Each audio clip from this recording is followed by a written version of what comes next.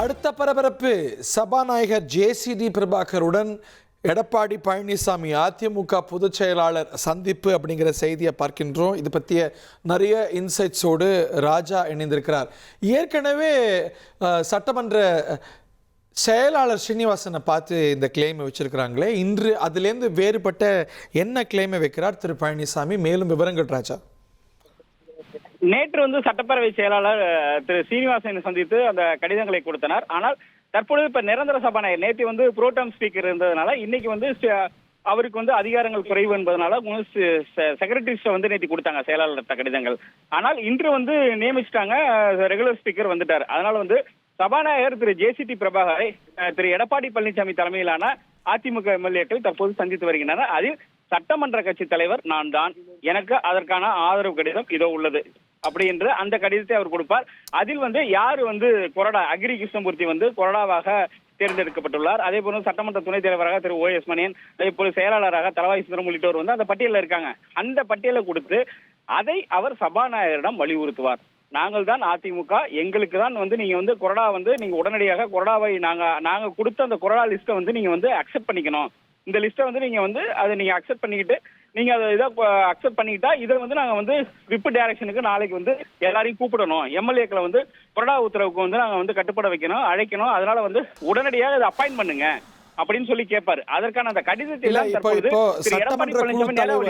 சட்டமன்ற குழு தலைவர், கொறடா, பொருளாளர், துணைத் தலைவர், இந்த பொறுப்புகள்லாம் சபாநாயகருடைய ராட்டிபிகேஷனோட அவர் ஒப்புக்கொள்ளும் பொழுதுதான் அது எஃபெக்டுக்கு வருதுன்னு புரிஞ்சுக்கலாமா? கண்டிப்பா இவங்க நியமிச்சு அந்த கடிதத்தை கொடுப்பாங்க. இவங்க எல்லாம் நாங்க தேர்ந்தெடுத்துக்கிறோம், எங்க எம்எல்ஏக்கள் சொல்லியிருக்கிறாங்க, அந்த கடிதம் இருக்குது. அதனால இவங்களை நீங்க சட்டமன்ற கட்சி தலைவரா இவரை நியமிங்க, இவரை கொறடா நியமிங்கன்னு கொடுப்பாங்க. ஆனா அதே நேரத்துல மற்றொரு பிரிவும் கொண்டு போய் கொடுக்கும் போது சபாநாயகர் அப்ப யோசிப்பாரு. ஏன்னா இவரு கிட்டத்தட்ட ஒரு 20க்கு மேற்பட்ட எம்எல்ஏக்கள் கையெழுத்து போட எக்ஸாக்ட் நம்பர் தெரியல. ஏன்னா இந்த ரெண்டு பக்கமுமே மாறி மாறி இருக்கிறாங்க. அதனால ஆனா 20 எம்எல்ஏக்கள் உறுதியா இருக்கிறத நம்ம பார்க்க முடியுது. எண்ணிக்கையில அவர் ரூம்ல இருக்கும்போது நம்ம எண்ணி பார்க்கும்போது ஒரு 20 எம்எல்ஏக்கள் 22 எம்எல்ஏக்கள் வரலும் உட்கார்ந்து இருந்தாங்க. அதுல உள்ளவங்களே பாதி பேர் 2-3 பேர் அங்கேயும் கையெழுத்து போட்டு கொடுத்துருக்காங்க. அதனால அது எண்ணிக்கை இறுதி என்றுதான் நம்ம அதை சொல்லிட முடியாது. ஆகையால் தற்பொழுது அவர்கிட்ட உள்ள கடிதத்தை கொடுத்துட்டாங்க அப்படிங்கிற. ஆனா இன்னொரு தகவலும் சொல்றாங்க, ஏற்கனவே 47 பேர்ட்ட திரு எடப்பாடி பழனிசாமி கையெழுத்து வாங்கிட்டாரு, அந்த கடிதத்தையும் கொண்டு போய் இப்ப கொடுக்க போறாரு அப்படிங்கிற ஒரு தகவல் இப்ப சொல்றாங்க. ஏற்கனவே அவர் இந்த கடிதத்தை இதுல பாண்டிச்சேரியில வாங்கியிருக்காங்க. பட் ஆனா அதை இவங்க டிஸ்பியூட் பண்ணும்போது பிரச்சனையாக அதான் இல்ல, நான் பரிசீலிச்சு பார்த்து உறுதி செஞ்சுட்டு முடிவு எடுக்கிறேன் அப்படின்னு சபாநாயகர் நேரம் எடுத்துக்க வாய்ப்பு இருக்கா? கண்டிப்பா அந்த மீதமுள்ள எம்எல்ஏக்கள் இன் பர்சன் நேரடியாக ஆஜராகி இந்த ஆதரவை நாங்கள் கொடுக்கவில்லை, அந்த சூழலில் நாங்கள் அந்த கடிதத்தை கொடுத்தோம், இப்ப நாங்க கொடுக்கல அப்படின்னு சொல்லி சபாநாயகர்ட்ட அவங்க இன் பர்சனா ஆஜராகி சொல்லும் போது அதை சபாநாயகர் கன்சிடர் பண்ணுவார். இப்படி ஒரு பிரச்சனை இங்கேயும் இருக்கு, ரெண்டு பேருமே கடிதம் கொடுத்திருக்காங்க. ஆகையால அது குறித்து என்ன முடிவுங்கிறது சபாநாயகர் தான் இருப்பாரு. ஹரி, பட் அதுக்கு அவர் காலம் எடுத்துக்கலாமா? ஏன்னா இடையில ஒரு முக்கியமான நிகழ்வாக நாளைக்கு புதிய அரசு நம்பிக்கை கோரும் தீர்மானம் வருகிறது. அதற்கு உள்ளாக சபாநாயகர் முடிவு எடுத்துருவாரா, இதுதான் அதிமுக குழு, இதுதான் அதிமுகவுடைய சட்டமன்ற குழு இல்லை அப்படிங்கிற ஒரு முடிவை அதற்குள்ள எடுப்பாரா? ஏன்னா இதுல நிறைய சேலஞ்சஸ் இருக்கு, கிரே ஏரியாஸ் இருக்கு, அப்படிங்கிறதுனால காலம் எடுத்துக்க கூடுமா? இது தொடர்பாக சட்டப்பேரவை செயலகத்துல தான் நம்ம விசாரிக்கணும். ஏன்னா நீங்க சொன்ன மாதிரி இதுல ஒரு கிரே ஏரியா இருக்கு. இல்ல இவங்க இந்த பிரச்சனை அப்புறம் வச்சுக்கலாம், எவ்வளவு பேர் எம்எல்ஏக்கள் இருக்கிறாங்களோ முடிவு எடுத்துங்க அப்படின்னு சொல்லி சபாநாயகர் சொல்லலாம். அதே நேரத்துல எங்க கட்சிக்கு விப்புன்னு ஒருத்தவங்க இருக்காங்க, விப் டைரக்ஷன் அவங்க ஃபாலோ பண்ணலாம், கொறடா உத்தரவை எம்எல்ஏக்கள் அந்த உத்தரவை செயல்படுத்தணும் அப்படின்னு இவங்க கிளைம் பண்றதுக்கு வாய்ப்பு இருக்கு திரு எடப்பாடி பழனிசாமி தரப்பு.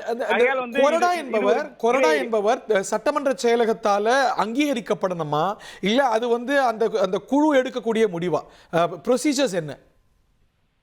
அங்கீகரிக்கப்படணும். ஏனென்றால் குழு எடுக்க முடியும்னா அவங்களாவே அறிவிச்சுட்டு போயிடுவாங்களா சட்டப்பேரவையிலே. அதை கொண்டு போய் முறைப்படி இவர்கிட்ட கொடுப்பாங்க, ஸ்பீக்கர்ட்ட கொடுப்பாங்க. கொறடான்னு கிளைம் பண்ணாலும் கூட ஸ்பீக்கர் அங்கீகரிச்சாதான் கொறடா. அந்த அங்கீகாரத்தின் அடிப்படையில் கொடுக்கப்படுறது தான் கொறடா உத்தரவு. அந்த கொறடா உத்தரவை மீறும் போதுதான் ஆன்டி டிஃபெக்ஷன் லா அந்த மாதிரி விஷயங்கள்லாம் வருகிறது. ஸோ அதற்கு முந்தைய நிலை என்பது சபாநாயகர் சட்டமன்ற செயலகம் ஒருவரை கொறடா என்று ஏற்க வேண்டும். அந்த விப்பின் ஏற்றாதான் அந்த விப் டைரக்ஷனுக்கு ஒரு அங்கீகாரம் இருக்கிறது. கண்டிப்பா இல்ல, அப்படிதான் நீங்க சொன்ன மாதிரி இதுல ஒரு சபாநாயகரோட முடிவு என்ன அப்படிங்கறதெல்லாம் இருக்கு. ரெண்டு பக்கம் ஒரு கிரே ஏரியா அதுல உள்ள இருக்கிறத பார்க்க முடியுது. ஏன்னா விப்பு நாளைக்கு யாரு கொறடான்னு போட்டாதான் கொறடா உத்தரவுக்கு வந்து எம்எல்ஏக்கள் வந்து கட்டுப்பட முடியும். ஆனா வந்து ரெண்டு பக்கமுமே இப்ப வந்து கொறடா கிளைம் பண்றாங்க. இவங்க தரப்பு ஒரு கொறடா போட்டிருக்காங்க, அவங்க ஒரு தரப்பு ஒரு கொறடா போட்டிருக்காங்க. இவங்க பக்கம் வந்து 20 எம்எல்ஏக்கள் மேல கையெழுத்து போட்டிருக்காங்க, அவங்க பக்கம் போட்டிருக்காங்க. ஆகையால் வந்து இது ஒரு முடிவெடுக்க முடியாத ஒரு சூழல் தான் இருக்கும். அது நம்ம இன்னும் கொஞ்சம் நேரம் ஆக சபாநாயகர்கிட்ட போய் பேசணும்னா, என்ன சார் நீங்க ஸ்பீக்கர்ட்ட போய் நம்ம கேட்டோம்னா என்ன மாதிரியான முடிவுகள் எடுக்கப்பட்டிருக்கு அப்படின்னு கேட்டா, அது வந்து அவருடைய முடிவுக்கு உட்பட்டது, அவர் அதை தெரிவிக்கிறதுக்கு வாய்ப்பு இருக்கு. இல்ல இப்ப அது வந்து இன்னும் கொஞ்சம் வந்து சட்டப்பேரவை செயலாளர், ஏன்னா இதுக்கு முன்னாடி இது மாதிரியான ஒரு பிரச்சனை வந்து வந்தது இல்ல. ஒண்ணு இந்த பக்கம் இருக்கும், அந்த பக்கம் இருக்கும். ரெண்டு பக்கமும் சரிசமமா ஓபிஎஸ் இபிஎஸ் பஞ்சாயத்து வந்த போது கூட இதற்கு நிகரான பிரச்சனை இல்லை. அங்க வந்து மெஜாரிட்டி ஒரு பக்கம் ரொம்ப தெளிவாக இருந்தது, பெரும்பான்மை ஒரு பக்கம் மேஜரா இருந்தது. அஃப்கோர்ஸ் திரு தனபால் அவர்கள் இருந்தார், அதெல்லாம் நம்ம சேர்த்து ஃபேக்டர் இன் பண்ணணும். ஸோ இது ஒரு புதிய சூழல், ஒரு புதிய சட்டமன்றத்தில் எது சட்டமன்ற குழு அப்படின்னு முடிவெடுக்கிறதுலேயே ரெண்டு கிளைம் இருக்கக்கூடிய சூழல் அப்படிங்கிறது தமிழ்நாட்டு அரசியலில் நம்ம இதற்கு முன்பு பார்க்காத சூழல்னு பார்க்கலாமா ராஜாண்ணா? கண்டிப்பா. இதுக்கு முன்னாடி நீங்க சொன்ன மாதிரி ஓபிஎஸ் போல பாதி 8 பேர் தான் இங்க இருந்தாங்க, மீதி எல்லாம் வந்து அங்க ஆதரவு தெரிவிச்சாங்க. 8 பேர் மாத்தி வாக்களிச்சா கூட அவங்க கடைசி வரல 11 அதுக்கப்புறம் ஆமா விட்டுவிடு. ஆனா அவங்க வந்து எந்தவித நடவடிக்கை வந்து சபாநாயகர் வந்து எடுக்கல. பலமுறை வந்து வலியுறுத்தினாங்க.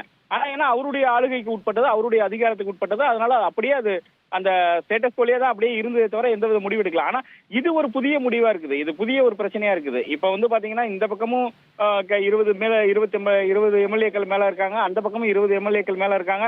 நேற்று எடப்பாடி பழனிசாமி ரூம்ல பார்த்த பல எம்எல்ஏக்கள் இன்னைக்கு அந்த பக்கம் போய் நிக்கிறாங்க. அதே மாதிரி அங்க முந்த நாள் பார்த்த எம்எல்ஏக்கள் திரு எஸ்பி வேலுமணி தலைமையில அங்க பார்த்த எம்எல்ஏக்கள் 2-3 பேர் இங்க வந்து உட்கார்ந்துருக்காங்க.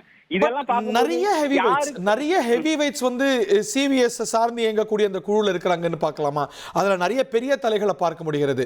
கட்சியுடைய துணை பொதுச் செயலாளராக இருக்கக்கூடிய திரு நத்தம் ரா விஸ்வநாதன் சிவிஎஸ் ஓட தான் இருக்கிறாரு.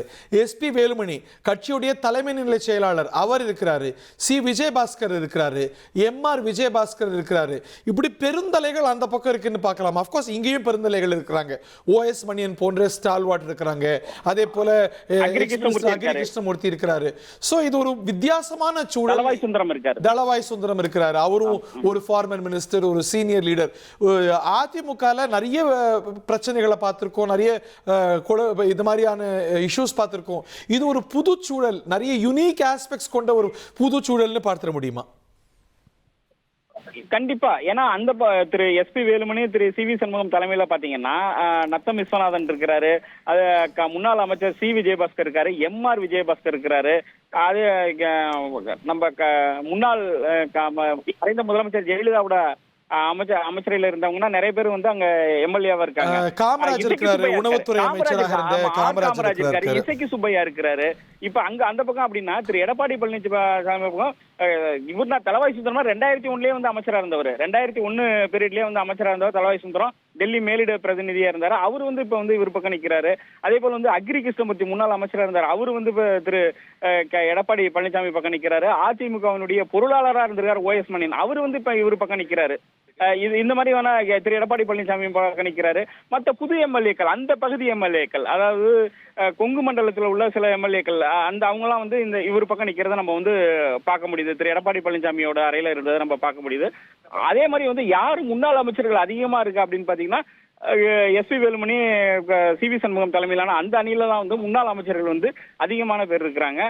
அந்த ஏரியாலையும் அதிகமான எம்எல்ஏக்களை ஜெயிச்சு கொடுத்துருக்காங்க. அதனால வந்து அந்த பக்கமும் சரிசமமா வந்து இவருக்கு எதிராக தான் வந்து அவங்களும் அங்க இப்ப இருக்கிறத வந்து நம்ம பார்க்க முடியுது. சரி, நிறைய பெருந்தலைகளை சிவிஎஸ் சுற்றி நம்ம பார்க்க முடிகிறது. இதுல இன்னொரு கொராலரியாக, இன்னொரு டெவலப்மெண்ட்டாக தாவேகாவுக்கு ஆதரவு அளிச்சாரா இல்லையா, கடிதம் கொடுத்தாரா இல்லையான்னு சர்ச்சை நிலவக்கூடிய அமமுக எம்எல்ஏ காமராஜும் இன்னைக்கு தாவேகா அரசுக்கு நான் துணை நிற்கிறேன், அரசை பாராட்டுறேன் அப்படின்னு அவரும் ஒரு பாராட்டு நிலைப்பாடு எடுக்கிறதையும் கூட நம்ம சேர்த்து பார்க்க வேண்டியிருக்கு இல்லையா? ஸோ அவருடைய ஓட்டு எப்படி இருக்க போகுதுன்னு பார்க்குறோம். இதுல கூட எது உண்மையான குழு, கொறடா உத்தரவு பொருந்துமா, ஆன்டி டிஃபெக்ஷன்லா வருமா அப்படிங்கிற கேள்வி, கிரே ஏரியாஸ் இருக்கு. ஆனா அங்க அந்த சட்டமன்ற குழுவில் ஒரே ஒரு எம்எல்ஏ தான். ஸோ அவர் தாவேகாவுக்கு ஆதரவா வாக்களிக்கும் பொழுது அவர் மேல கட்சி தாவல் தடை சட்டம் கூட வராதுன்னு புரிஞ்சுக்கலாம் இல்லையா? கண்டிப்பா. ஏன்னா வந்து அங்க வந்து பெரும்பான்மை எம்எல்ஏ 1+ இருந்தா கூட ஒரு ஆள் வந்து கொறடா, ஒரு ஆள் எம்எல்ஏ அப்படின்னு கூட அவங்க சொல்லுவாங்க. அதுக்கான அந்த இடம் இருக்கு. ஆனா அங்க வந்து ஒரே ஒரு அவர் மட்டும்தான். ஆனா இன்னொரு அதுல ஒரு சின்ன ஒரு நம்ம சட்ட ரீதியா பார்க்க வேண்டியதுன்னா, ஏ ஃபார்ம் பி ஃபார்ம்ல வந்து இவரு திரு டிடிவி தினகரன் வந்து கையெழுத்து போட்டிருப்பாரு அமமுகன்னு. அப்ப அவருக்கு என்ன அதிகாரங்கள் இருக்கு அப்படிங்கறத நம்ம சோ அப்படி பார்த்தா இப்ப இருக்கிற சி வி சண்முகத்துக்கோ எஸ்பி வேலுமணிக்கோ மற்ற எல்லாருக்குமே ஏ ஃபார்ம் பி ஃபார்ம்ல கையெழுத்து போட்டவர் எடப்பாடி பழனிசாமி தானே. அந்த கிளைம் அவரு வைக்க முடியும்ல. கண்டிப்பா அந்த கிளைம் தான் அவர் சொல்றாரு. எல்லாருக்கும் நான் தான் பொதுச் செயலாளர், நான் தான் கையெழுத்து போட்டிருக்கேன் அப்படிங்கறத கூட அவர் சொல்றாரு பேசும்போது. இப்ப பிரஸ் மீட் கூட பண்ண போறாரு, முடிச்சுட்டு வந்து பிரஸ் மீட் பண்ணுவார் கண்டிப்பா அவரு. அதுக்காக தான் காத்துட்டு இருக்கோம். அப்ப அவர் அந்த ஒரு வாதத்தையும் வைக்கிறாரு. ஏ ஃபார்ம் பி ஃபார்ம்ல நான் தான் கையெழுத்து போட்டிருக்கிறேன், நான் தான் கட்சியினுடைய பொதுச் செயலாளர், நான் சொல்ற ஆள் தான் விப்பு கொறடா. அப்ப இவங்க கொறடா உத்தரவு கட்டுப்படுத்தான் ஆகணும். கொறடா உத்தரவு இவங்க மீறினாங்கன்னா அவங்களோட பதவி ஸ்பீக்கரை பொறுத்த வரைக்கும் அந்த கட்சியுடைய தலைவர்களுக்கு வேல்யூ இருக்கா? இன்னைக்கு விசிகாவை பொறுத்த வரைக்கும் சட்டமன்ற குழு தலைவர் வன்னியரசு அவர்கள் தான், அங்க ராஜேஷ்குமார் அவர்கள் தான். சோ அவர் வந்து இந்த லெஜிஸ்லேட்டிவ் பார்ட்டி லீடர் அப்படிங்கிற கணக்கு எடுத்துப்பாரா? அந்த கட்சியுடைய தலைமைகள் அப்படிங்கிற விஷயத்துக்கு ஒரு வேல்யூவோ வெயிட்டேஜோ இருக்கா? அப்படி அவர் கண்டிப்பா எடுத்துப்பாரு. எனக்கு ஏற்கனவே நம்ம சொன்ன மாதிரி ஒவ்வொரு சட்டமன்ற உறுப்பினரும் அவங்க போட்டிடுறதுக்கு ஏ ஃபார்ம் பி ஃபார்ம்ல வந்து கட்சியினுடைய தலைமை தான் வந்து கையெழுத்து போட்டிருக்காங்க. அது ஒரு வேல்யூடான பாயிண்டா தான் பார்ப்பாங்க. ஆனா அட் த சேம் டைம் இவங்க இந்த பக்கம் வந்து இவங்க என்னமே ஏங்க நாங்க தலைவராகவே ஏத்துக்கலாங்க, இவ்வளவு பிரச்சனை இருக்குங்க, இங்க நாங்க இவ்வளவு எம்எல்ஏக்கள் இருக்கா, எங்களையும் நீங்க கன்சிடர் பண்ணுங்க அப்படிம்பாங்க. சோ இப்ப சிவசேனா இப்ப நம்ம ஒரு பேரலல் டிரா பண்ணணும்னா சிவசேனா எம்எல்ஏக்களுக்கு வந்து ஏ ஃபார்ம் பி ஃபார்ம் வந்து உத்தவ் தாக்கரே தான் கையெழுத்து போட்டிருப்பார். ஆனா ஏக்நாத் ஷிண்டே தலைமையிலான கட்சி தான் வந்து உண்மையான சட்டமன்ற கட்சி, அதுதான் உண்மையான கட்சி அப்படின்னு தேர்தல் ஆணையம் முடிவெடுத்ததெல்லாம் கூட நம்ம பார்த்தோம். சோ இப்படி நிறைய நுணுக்கங்கள், நிறைய பேரலல்ஸ், நிறைய கேள்விகள்லாம் எழுந்திருக்கு. நம்ம தொடர்ந்து இன்னொரு விஷயம் இருக்கு. என்னன்னா இப்ப அந்த சி.வி. சண்முகம் தலைமையில அந்த எம்எல்ஏக்கள்கிட்ட பேசும்போது நீங்க கையெழுத்து போட்டு கொடுத்துருக்கீங்களே 47 பேர் வந்து அவர் வந்து திரு எடப்பாடி பழனிசாமி தான் வந்து ஃப்ளோர் லீடர் அப்படின்னு சொல்லி நீங்க கையெழுத்து போட்டு கொடுத்துருக்கீங்களா சட்டமன்ற தலைவர்னு சொன்னதுக்கு எப்ப வந்து எம்எல்ஏக்கள் கூட்டத்தை கூட்டினாங்க, எப்ப வந்து அங்க நாங்க ஒருமனதான் நாங்க முடிவெடுத்தோம் அப்படிங்கிற ஒரு கொஸ்டினை வைக்கிறாங்க. நாங்க இப்ப இன் பர்சன் நான் ஸ்பீக்கர்கிட்ட போயிட்டு நாங்க அதை ஒத்துக்கல அப்படின்னு சொன்னா அதை ஸ்பீக்கர் கன்சிடர் பண்ணுவாரு, சபாநாயகர் கன்சிடர் பண்ணுவாரு அப்படிங்கிற மாதிரியும் வந்து அந்த தரப்பு பேசுறதை வந்து நம்ம கேட்க முடியுது. எங்கேயுமே அவங்க கேட்கறாங்க, எங்கேயாச்சும் வந்து சட்டமன்ற அதிமுகவினுடைய எம்எல்ஏக்கள் கூட்டம் எங்கேயாச்சும் நடந்துச்சா? இல்ல. கையெழுத்து போட்டு கொடுத்தோம், அது இதுக்காக கொடுக்கல அப்படிங்கிற மாதிரி அவங்க சொல்றாங்க. அது என்ன கொடுத்தாங்க அப்படிங்கிற அந்த கடிதம்னா இன்னும் கொஞ்சம் நேரத்துல வந்துரும். ஏன்னா எப்படியா இருந்தாலும் ரெண்டு பக்கமும் அவங்களோட இதை வந்து ப்ரூவ் பண்ணணும் அப்படிங்கிற முடிவுக்கு வந்துட்டாங்க, மக்கள்கிட்ட சொல்லணும் அப்படிங்கிறதுக்கு. அதனால வந்து அந்த கடிதங்கள் என்ன எழுதப்பட்டது அந்த விஷயங்கள்லாம் இன்னும் கொஞ்ச நேரத்துல கூட வரதுக்கு வந்து வாய்ப்பு இருக்கு ரெண்டு பக்கமுமே. அவங்க கேட்கறது எங்கேயுமே வந்து சட்டமன்ற அதிமுக எம்எல்ஏக்கள் கூட்டம் நடக்காதப்ப எப்படி வந்து அவரை வந்து நாங்க வந்து இவங்க எல்லாம் போனாங்க தானே இபிஎஸ் உடைய இல்லத்துக்கு சனிக்கிழமை நடந்த கூட்டத்துல இவங்க எல்லாம் பங்கு கொண்டாங்க தானே. அது எம்எல்ஏக்கள் கூடுற கூட்டம் தானே எம்எல்ஏக்கள் கூட்டம்.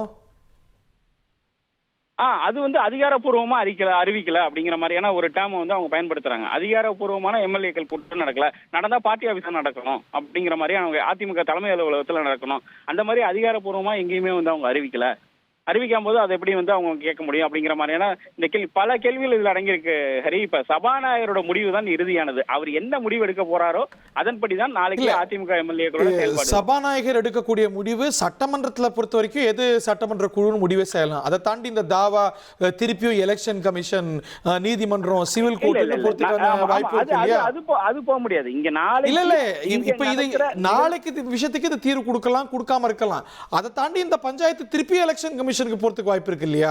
இதுதான் இருக்கு. நாளைக்கு ஒருவேளை திரு எடப்பாடி பழனிசாமிக்கு அகைன்ஸ்டா ஒரு விதமான ஒரு நிலைப்பாடு சட்டப்பேரவையில இருக்குது, அவங்க ஓட்டு போட்டிருக்காங்க அப்படின்னா அது ஒரு டிஸ்பியூட் ஆகும்போது கண்டிப்பா அடுத்த கட்டமா எலெக்ஷன் கமிஷன் கோர்ட்டுங்கிறது கண்டிப்பா எடப்பாடி தரப்பு போயிடுவாங்க.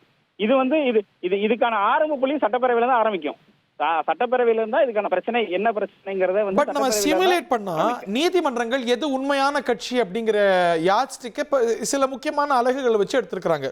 ஒன்று சாதிக் அலி ஜட்ஜ்மெண்ட் உடைய கோர் சாராம்சம் எந்த பக்கம் அதிகமான நிர்வாகிகள் இருக்கிறார்களோ, எந்த பக்கம் அதிக சட்டமன்ற உறுப்பினர்கள் இருக்கிறார்களோ, எந்த பக்கம் அதிக நாடாளுமன்ற உறுப்பினர்கள் இருக்கிறார்களோ அதுதான் கட்சி என்று நிலைப்பாடு எடுத்திருக்கிறது.